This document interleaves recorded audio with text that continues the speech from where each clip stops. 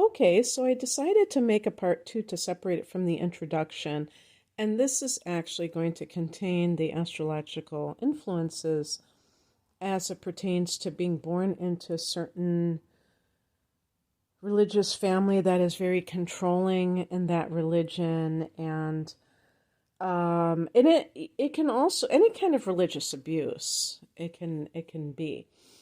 Also, I would include anything that has to do with, like, let's say you are born into a particular family and you exhibit psychic abilities and you're treated like that's evil, that's wrong. I'll include that as well. And that's a form of religious abuse because you might be like an amazing healer and you're being discouraged from exhibiting these gifts because it's making other people nervous who have a very rigid authoritarian mindset as it pertains to spirituality and organized religion. So I did put down some notes here that I can riff off of. The first thing I want to say is that these are my ideas, myself. So it doesn't mean that they're the gospel by any stretch of the imagination. And, you know, for what it's worth. Okay, let's put it that way. So the first thing in terms of astrological influences, I would say having a prominent Pisces, particularly Sun, Moon, or Mercury. The Sun, because that is what you aspire to become. The Moon, because it is your emotional nature and it can also be your intuitive gifts. And Mercury, because it is your mindset. So this is not picking on the sign of Pisces. Pisces is ruled by the planet Neptune, and I definitely have some aspects to Neptune here that I think can also be here, as well as the 12th house is Neptune. Neptune is a planet that can indicate delusion or confusion or illusion or deception. Delusion is actually self-deception. Neptune is all about transcendental desires. So the desire to transcend the physical. It's also about dissolving. Right now, as I record this in 2024, we have Saturn in Pisces and we have Neptune in Pisces. Both of these planets are in Pisces. One is about boundaries, Saturn, and one is about dissolving those boundaries, Neptune. And so they're the polar opposites in that sense. But Neptune, it's like becoming one with God. So people who are Pisces will tend to be people who are very spiritual, whether they ever step foot into a church, temple, mosque, ashram, whatever you want to call it, monastery. And I put down the 8th, 9th, and 12th houses because these are the spiritual houses. So I'm going to get back to Pisces, but I just want to talk about that as well. The 8th house is Scorpio's domain in astrology. That's the occult. That's the hidden types of truth or, studies. The tarot, astrology are connected to this area. This is shamanism. This is personal alchemy, which can be, paganism can fall into that if that's your bag. But shamanism, these are like ways that a person becomes more, like they transform their life. Transformation, okay? This is the 8th house. It's also associated with death, which is the ultimate form of transformation. So If you have planets in the eighth house, they can indicate that you can talk to the dead, like if you have Mercury here, or maybe the moon, maybe Neptune. You could be a person that has an ability to go into a trance, become a medium, yada, yada. Ninth house, to me, this is Sagittarius's domain, and this to me is more of the straightforward, organized religions that are very clear cut. See, the eighth and the 12th houses, it's more about being on your individual path. I would even say the 12th house in particular. The eighth house can be belief systems that are more esoteric. But they're more individualistic too, because if you are doing your personal alchemy, you may have certain preferences that it's not like this one belief system. There, you're kind of like deciding what to study and things like that.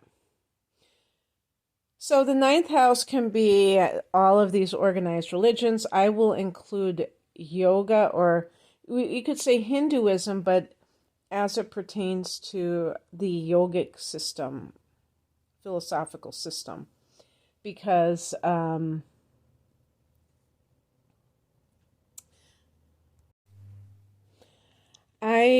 don't really know how that works, and I did study to become a hatha yoga instructor, and we had to read some of the texts that are associated with it, and I've read the Bhagavad Gita before. But anyway, the point is that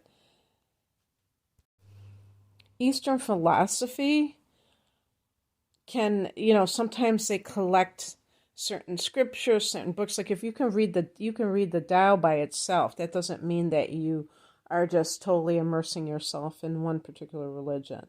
So anyway, the point is that it also includes Christianity. But for instance, I was raised in the Christian faith, but it was a liberal form of Christianity. People, when they hear the word Christian, they think of fundamentalists. Okay, and that is simply not the case 100% of the time. Even with Catholics, there are different types of Catholics, and I'm by no means an expert on Catholicism. But there are Catholics that are evangelicals.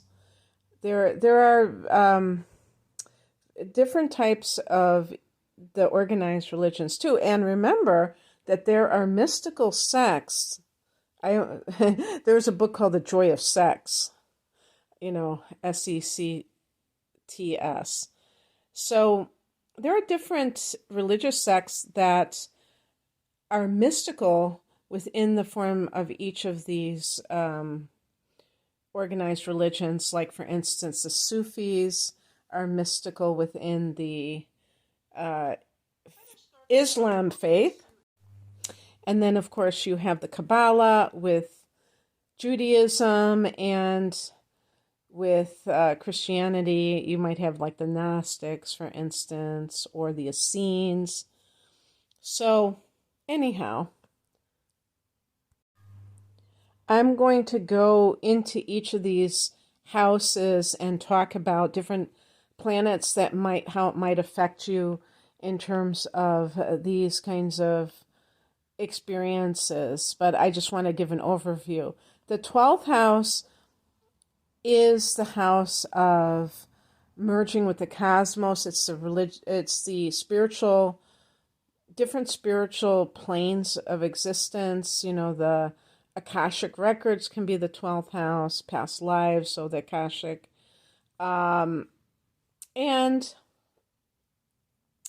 this is the house of mystical practices, like, it's a house of solitude, so anything that has to do with meditation and spending time in retreat and contemplation can be the 12th house.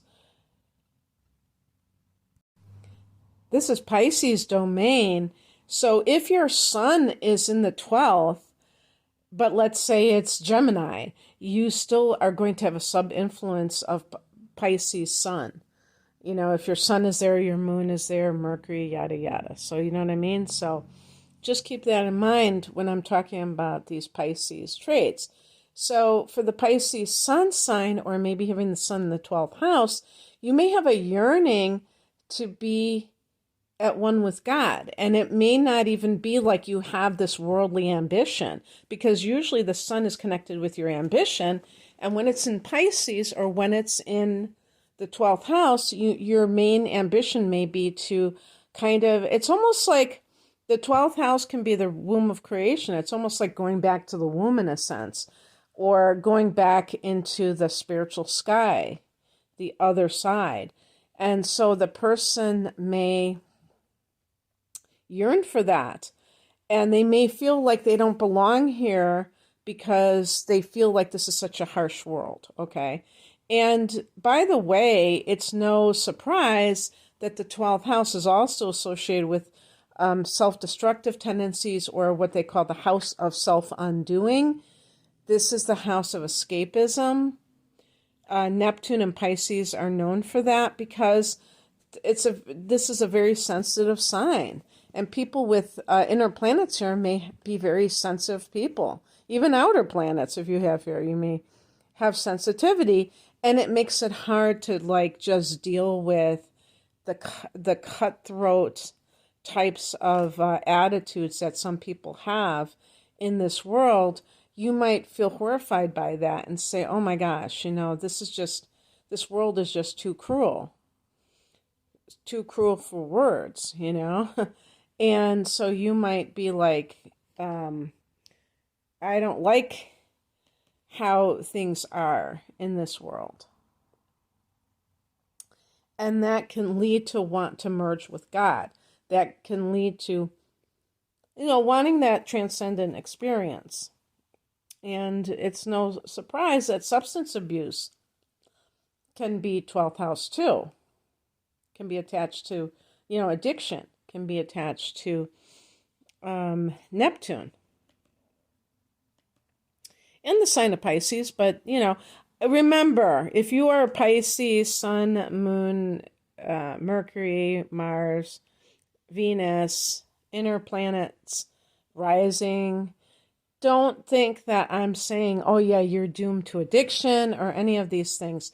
Some Pisces people actually resemble Virgos more than they do their own sign. I think that sometimes they're trying to kind of counteract those tendencies, those influences.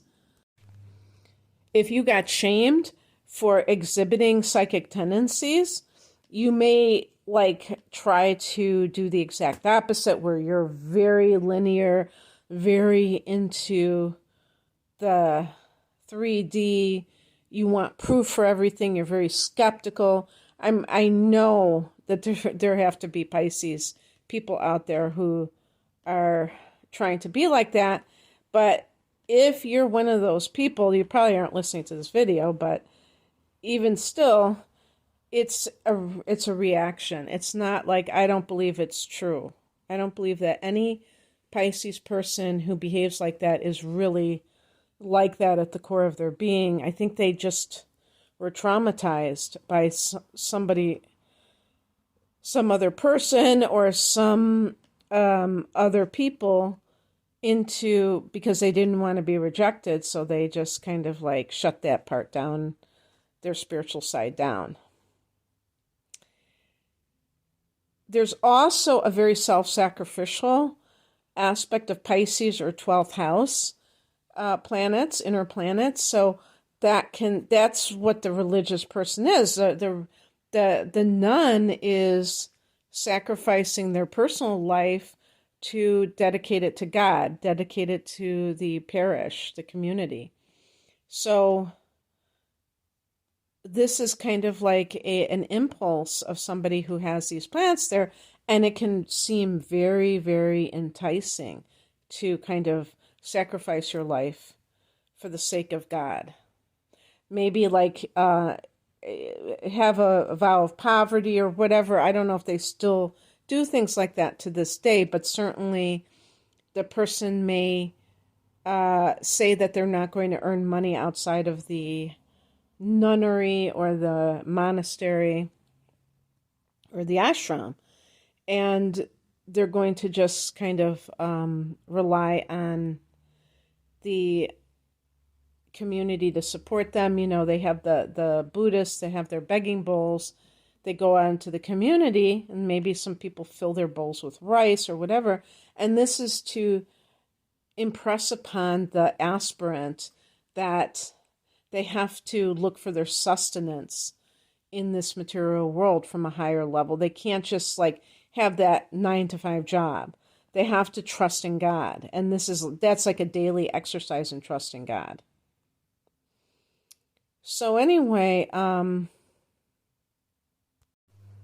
Pisces can be a gullible sign. Again, don't come at me. Don't come for me, Pisces. I said can be, okay? Wiggle room. I never know if it's wiggle room or wriggle room or both. But anyway, that's because Neptune can be very idealistic, but it can also be very impressionable. Okay, you're a mutable water sign, so you're very impressionable, and that can mean that you are influenced by the environment that you are currently in. So if you grow up with that kind of indoctrination, or and especially if it's kind of fire and brimstone or something very scary, then you might be like, oh, I was going to say, oh, hell no, I better, get right with God. But I mean, whatever it is, it doesn't have to be Christianity necessarily. Anything. And just beliefs themselves that are very fantastical. A Pisces person may buy it hook, line, and sinker. I'm sure there are plenty of Pisces people out there who love, The Hobbit and things like that. I am one of those people that I wish that I had that side of myself that is very into like fantasy and things like that. I just never have been that sort of person. I've always been more interested in things that are nonfiction. Even when I lost myself in books when I was younger, I did do that, but I'm just saying in general as an adult, I'm so much more interested in things that I consider to be quote unquote real than fantasy. But for somebody who has prominent Pisces or 12th house placements, you can really be enamored by magical things. And if somebody, says, oh yeah, this is how heaven is going to be, then you're just, oh, I want to be there. This is going to be so perfect, and I want to work to get there. And it's tricky, and it can be dangerous if the person that is making these claims is saying, okay, you have to do X, Y, and Z to be able to qualify for this level of heaven. It just is really an extension of this world when you get right down to it. Like being able to qualify for like a country club or something. Do you have a certain income level, or some kind of a group that you belong to, an affiliation, a pedigree? Are you like the upper crust and you can belong to this exclusive organization, or just aspire to get there by your deeds, by your, in this world, it would be more like certifications or accomplishments. So, yeah, so Pisces people might think that they might get bamboozled due to having that overly idealistic and overly trusting nature. I mean, in the tarot, the Page of Cups is associated with Pisces for that kind of like, it's also the card of the child, because the child symbolizes somebody who trusts, that kind of thing. So, yeah, very interesting. So let's talk about some aspects. Oh no, before I go into that, I want to talk about other planets in these houses. In the eighth house, if you have Neptune in the eighth, be careful because um, there could be this attraction to Neptune can be drugs. And I think especially in the eighth, but the 12th house too, if you have Neptune in the 12th as well, I believe that, a drug like ayahuasca, now I know that's not like a party drug or anything like that. People are using ayahuasca to unblock buried, traumatic memory that is unconscious memories. And people have unearthed them that way. But from what I understand from an energy healer that I have followed on YouTube or lives in an intentional community that taught this couple, they were talking about working with people who do these plant medicines, and they have seen them have energetic attachments of a lower nature. Because basically what happens, and this is true of any, like you could be, even smoking weed, drinking. What happens is you open up your field when you do these intoxicants, and then it allows these entities to come in. Is that downright possession? I don't know. It doesn't mean that the person's going to go crazy or anything like that, but it could mean that they have these conflicting influences within themselves. And it might be one reason why certain people have addictive tendencies and, like compulsive types of behaviors or impulsive types of behaviors where all of a sudden they want to do something. It could be they're being influenced by these entities. I confess I don't know much about that, but I'm just saying what I heard. So if somebody is, using these psychedelic plant medicines, they have to be aware that there are, nothing is without any kind of downsides. You have to take the good with the bad, or the bad with the good. You can't just expect it to be perfect. And to really, if you really feel like you're being called to participate, like in a ceremony like that, to talk to the people that are I forgot what they call them. I guess they're shamanic practitioners, but the facilitators, whatever you want to call them, and say, look, have you experienced this? I want to prepare. What can I do? But yeah, it can unblock some of these kind of like buried traumatic memories, and yet at the same time it can cause you to be an open channel. So Neptune in the 8th in particular, but the 12th house too, but that I feel like the 12th house, it's going to be more like for empathy. So your emotional nature can be really activated. And by the way, the term I was looking for was repressed memories. That's something I would see in the 12th house, which is like unconscious. It's so repressed that's unconscious. The 8th house might be more subconscious. And, you'll hear people talk about the 12th house as being subconscious. So it depends on who you hear talk about these kind of things. But anyway, in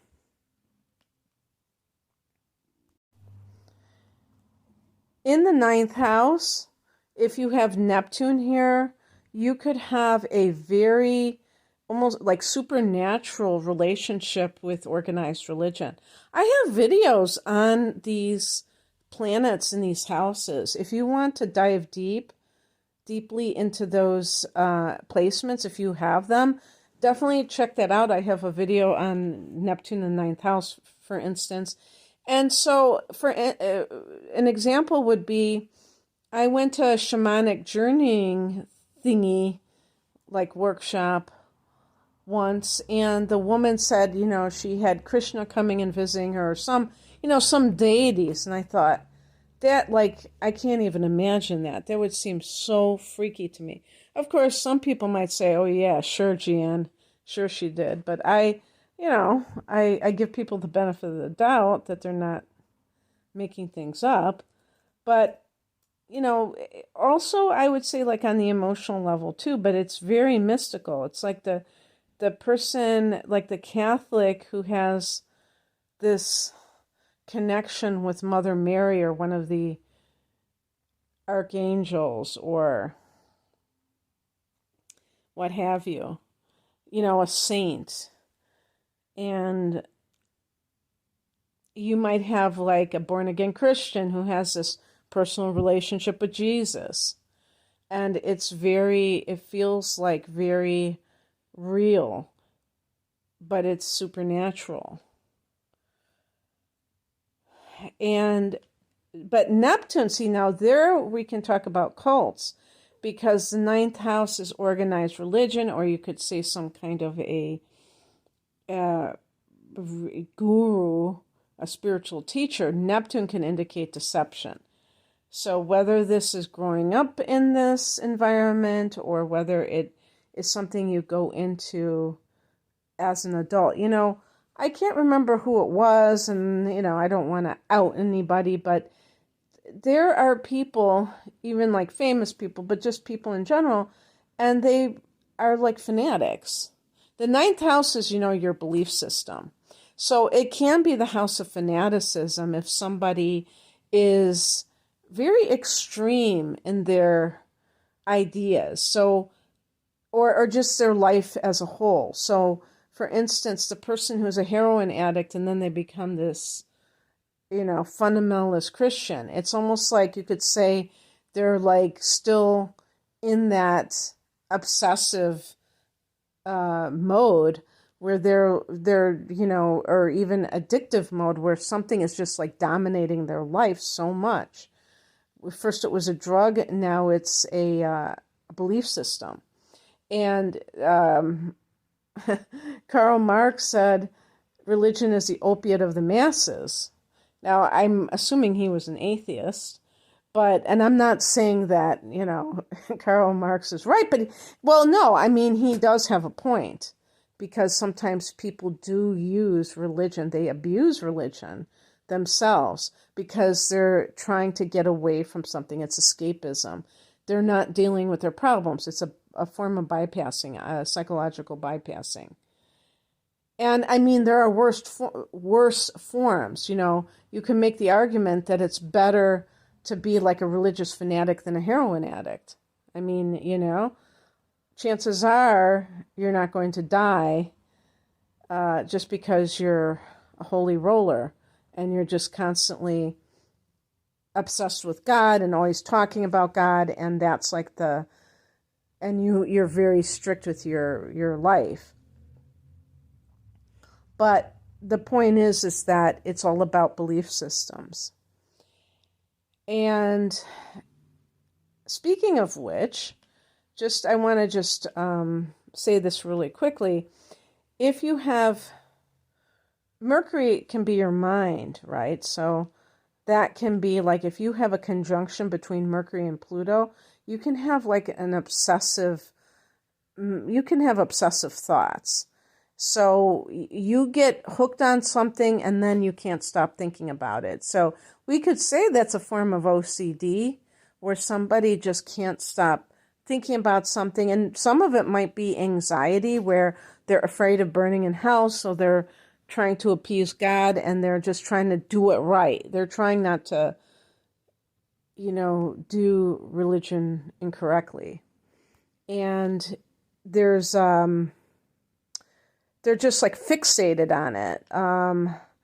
This is like having Mercury, to have that conjunction with Pluto. Mercury is like having Mercury in Scorpio. So Scorpio is a fixed sign, so there can be a fixation on this kind of thing. Um,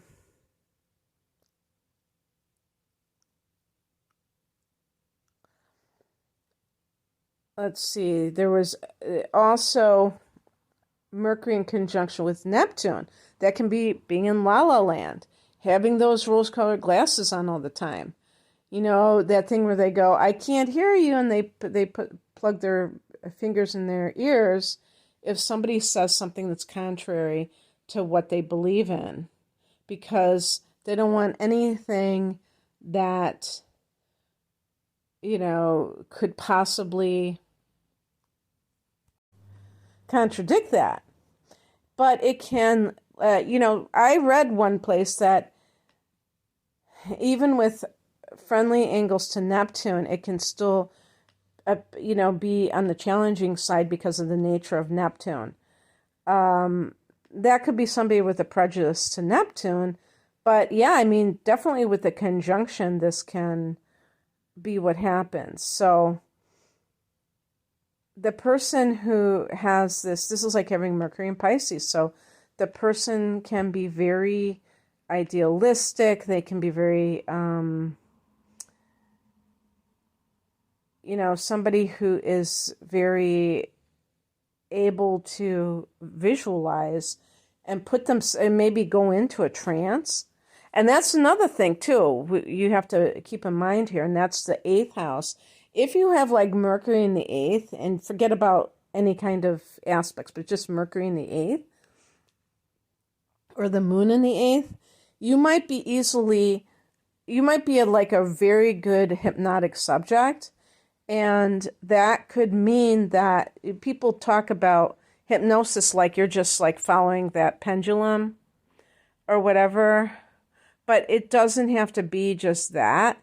It can simply be any kind of psychological technique that is employed to try to, you know, get people to do whatever. Like, for instance, I was talking in the other video about these people. I didn't really call them out specifically, like some certain types of groups, but I was talking about, it's like the manifestation mindset, or the, you could say like positive thinking. And I'm just going to mention, like, somebody said in another video that Tony Robbins, when he has these workshops where they span a few days, like, you know, these very extended types of workshops, that they will sometimes hold meetings in the middle of the night.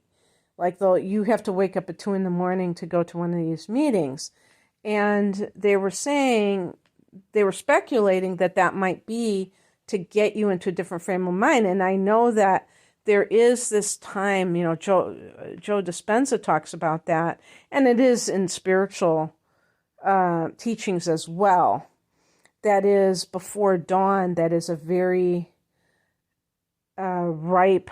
It's a very good time for meditation and visualization practices or whatever, you know, because your brain is, there's like, I don't know if it's the delta wave or something, that it makes you more suggestible. So that's kind of like a form of hypnosis in a way, but also the vibes, you know, it's a very high time. And you can even just say on the material level that's the time when people are, you know, usually asleep. So it's quieter. There's not the pull of the world. So it's really, most people are asleep, and if you're awake at that time, that it's a great time to take advantage of, you know, spiritual practices. So that might be why he does things like that. But certainly, like for instance, in the military, they keep people up all night long, you know, during boot camp. And I'm starting to wonder if that's why they do that for medical school. You have to be an attendant or whatever they call that for like 100 hours a week. That's like boot camp. It's like, I think that puts that person in a psychological hypnotic state where they can be programmed easier to do the bidding of the organization. So whether it's the military or the medical industrial complex, whatever you want to call that. Yeah, I mean, it could be something like that. Now, with Tony Robbins, it could simply be that he has found that it's a time where the mind is most receptive. But I'm just saying these psychological tactics can sometimes be in play too.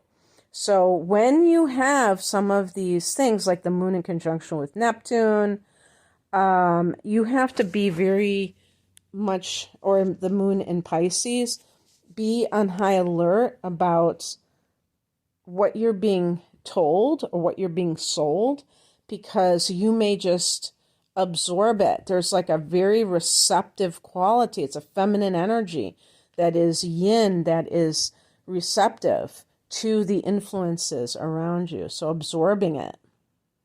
And you want to make sure that you absorb things that are going to be of benefit to you and that aren't going to take you down the wrong road. If you have Pluto in the ninth house, that can be some sort of, because Pluto can be power. It can also be, Pluto's the lord of the underworld. So some of these organizations also have connections to organized crime. It can be sexual. So sexual abuse by the clergy, that could be Pluto in the ninth house. And as we know, unfortunately, this is not limited to girls. Boys have been victims of sexual abuse by clergy as well. And clergy can be any spiritual path or denomination. But it's also that, maybe it's that leader who's kind of like really full of top-down control. Saturn here can be that kind of thing too. Saturn can be the authority figure. And this can be like, okay, you don't think for yourself. You go to these middlemen of God. These are the authorities, the church authorities. Go to them. Don't do it on your own. That's evil. Okay. Stuff like that. And I also think when I have done personal charts and somebody has Saturn in the ninth house, I will say, you could find religious oppressive. And when people have had these traumas, these negative experiences, this can lead to kind of becoming an atheist altogether, because they reject what kind of indoctrination they were given, and they feel that it was a form of abuse, and they want no part in it. Even though it may very well be something that there is like a great alternative. They may simply not have this faith, or they like they're just so turned off to it that they just can't stomach it whatsoever, which is, to me, that's one of the greatest crimes that exists. Anyone who, creates such a abhorrence for a connection with the divine that they reject it out of hand. So that is definitely abuse of the upper chakras.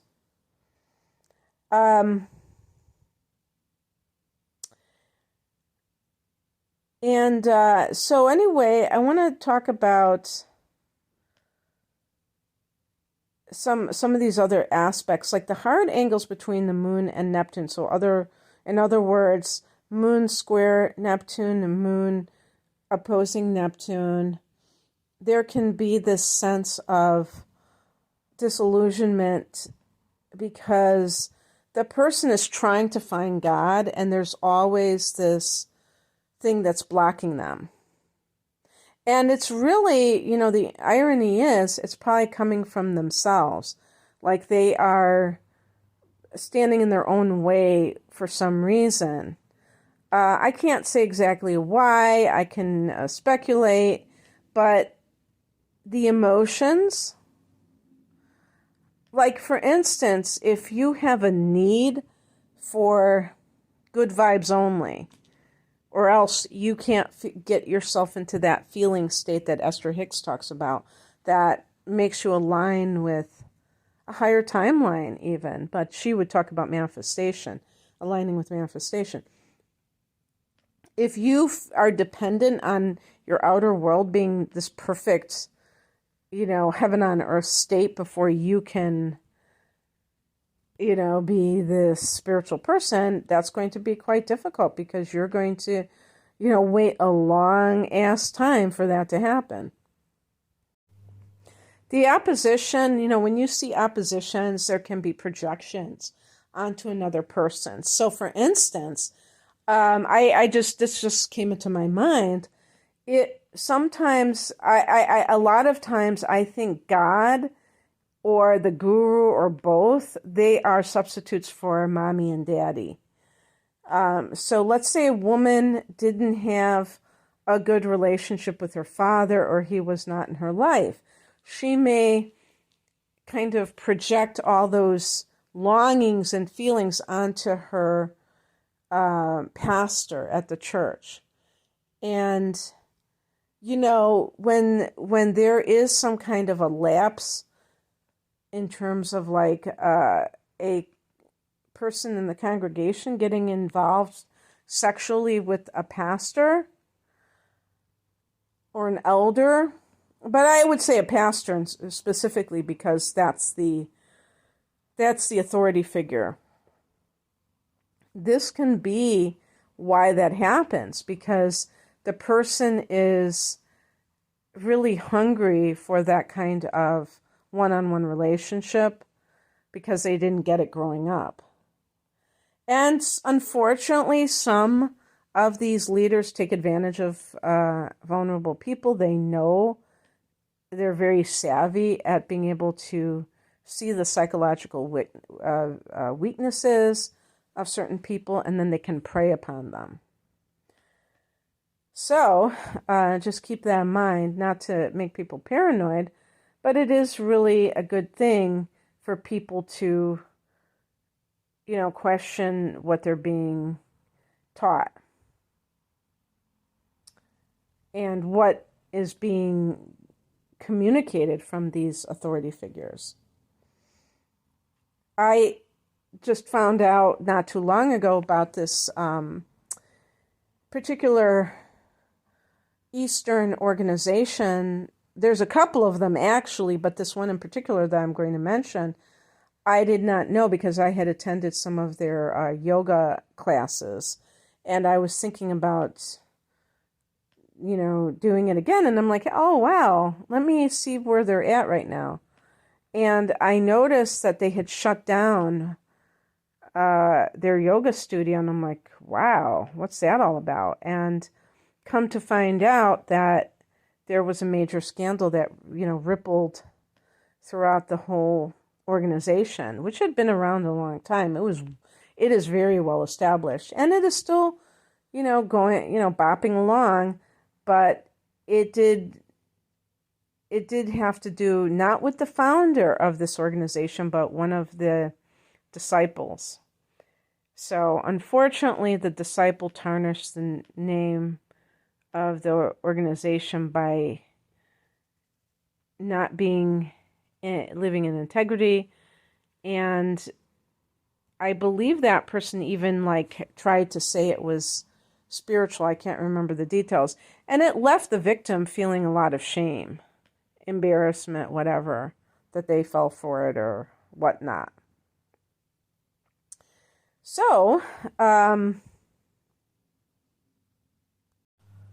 last thing I want to mention is Chiron in the 12th house. Well, Chiron in the 9th house too can be a situation where if you have experienced some pain, because, Chiron has like a Piscean feel to it. And it can be that sense of wounding that comes from, I was going to say medical malpractice, but I meant spiritual malpractice of some sort. And the after effects of that. And maybe the person really believed in that type of belief system, and now they're disillusioned because somebody who was a big part of that group or organization would do something so heinous like sexual abuse or even financial abuse. So it's like just parting ways with it altogether, which when you think about it, even if someone is not living up to a standard that they preach, that doesn't mean that what they're preaching is bogus. It just means that they are an imperfect conduit, if you will. And I would say that most people are. We are imperfect beings. So we're not coming from this place of total infallibility. That doesn't mean that we can't help others. But of course, some weaknesses are more injurious to others than other ones are. And so some are very serious violations, for sure. Chiron in the 12th can be that you feel guilty all the time, and this can come from past lives. I read that as an interpretation, and it can mean that the person comes into this lifetime almost like, I would say, with a feeling that they have to atone for their sins. But they don't know what their sins are, because this can be the house of unconscious memories. So it can be like having amnesia as to what you're supposed to be atoning your sins for. So the person may go through their life always apologizing when somebody bumps into them, feeling guilty, and all of that kind of crap. And this can leave you vulnerable to any kind of spiritual organization or practice that tells you God loves you, God approves of you, when you feel like you are trying to get back into God's good graces for some reason. Now, it's very possible that in a past life, you had some kind of thing that you did. Maybe you were like a driver, a DUI driver, and you drove away from the scene of the crime, and you died in that lifetime with your secret inside. Maybe somebody got charged with the crime who didn't commit it, and you still didn't come forward. And the 12th house can be the house of imprisonment, by the way. One of the things I love about some of these near-death experiences is they really reiterate this idea that God is pure love. So we do not have to sing for our supper spiritually in this world in order to be accepted by God. We are accepted regardless, and if you have this placement, understand that whatever you did, because planets in the 12th house can be unfinished business, you can make peace with it and you can let it go. You don't have to carry it around. You don't have to try to make it up to somebody, atone for your sins, because it's all about understanding. It's not about good works. It's about having that energetic breakthrough and that consciousness that understands what it means to, be on a spiritual path. And there are some people that simply are not there yet, where they're still trying to appease God. And that could even be, you never know, it could be in the New Age community as well. It doesn't have to be just other, more organized religions. So anyway, I just wanted to kind of explore these issues, and I hope that you enjoyed this. If you would like a private reading, the link is below. Take care. Bye.